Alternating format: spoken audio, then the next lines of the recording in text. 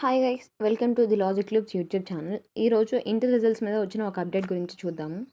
So మనకు వచ్చిన article ఏంటంటే, ఇంటర్ ఫలితాలు ఎప్పుడంటే ఏపీలో ఇంటర్ ఫలితాల విడుదల సర్వం సిద్ధమవుతుంది. ఈ నెల 12 లేదా 13న విడుదల చేసేందుకు బోర్డు ప్రయత్నిస్తుంది.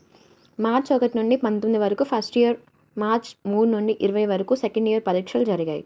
ఇటీవలే వాల్యుయేషన్ ప్రక్రియ పూర్తవగా ఫలితాల్లో తప్పులు దొరలకుండా మరోసారి అధికారులు తనిఖీ చేస్తున్నారు. ఫలితాల విడుదలపై త్వరలో అధికార ప్రకటన రానుంది.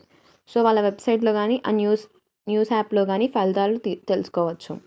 సో మనకి ఏప్రిల్ 12th కానీ 13th కానీ రిజల్ట్స్ అయితే రిలీజ్ చేయడానికి గవర్నమెంట్ ట్రై చేస్తుందన్నమాట.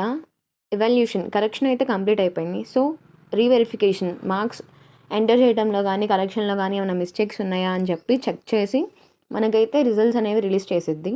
ఏప్రిల్ 12th ఆర్ 13th కనుక మనకి ఖచ్చితంగా రిజల్ట్స్ అనేవి రిలీజ్ అవుతాయి.